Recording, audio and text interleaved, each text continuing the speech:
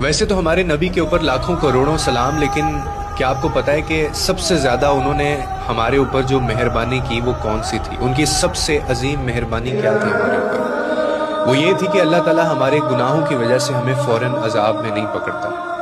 نہ زمین پھٹتی ہے، نہ آسمان گرتا ہے، نہ ہوا رکتی ہے، نہ پانی خشک ہوتا ہے، اور یہ سب کچھ اس ایک ہستی صلی اللہ علیہ وآلہ وسلم کی دعا کا اثر ہے جو ہم سے بے حد محبت کرتے ہیں۔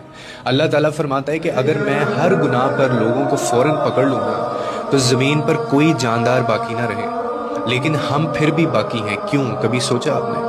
کیونکہ ہمارے نبی صلی اللہ علیہ وآلہ وسلم نے اللہ سے دعا کی تھی کہ یا اللہ میری امت پر وہ عذاب نہ نازل فرما جو پہلی امتوں پر آیا تھا۔ یاد ہے آپ کو بنی اسرائیل کی جو قوم تھی، اللہ نے ہفتے کے دن حرام کہا تھا کہ شکار حرام ہے، مگر انہوں نے چلاکیاں کی، قانون توڑا، اور نتیجے میں اللہ نے انہیں بندر اور خنزیر بنا دیا تھا۔ کس کو یاد نہیں ہے شعیب علیہ السلام کی جو قوم تھی؟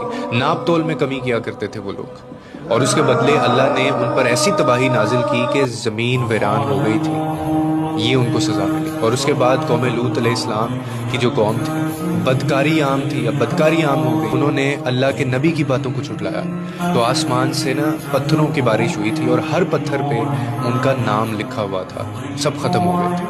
اور اس کے بعد آتی ہے ہم لوگ، ہماری امت آئی، اور ساتھ آئے ہمارے نبی کریم صلی اللہ علیہ وآلہ وسلم محمد رسول اللہ، جنہوں نے فرمایا کہ یا اللہ میری امت کو ویسا عذاب نہ دینا جیسا پہلی قوموں کو دیا۔ اور یہی تو ہمارے نبی صلی اللہ علیہ وآلہ وسلم کی سب سے بڑی مہربانی ہے ہمارے اوپر، کہ انہوں نے کبھی ابھی دیکھیں اپنی ذات کے لیے کچھ نہیں مانگا، نہ مال، نہ طاقت، اور نہ شہرت، ایک ہی دعا تھی بس، یا اللہ میری امت، میری امت، میری امت۔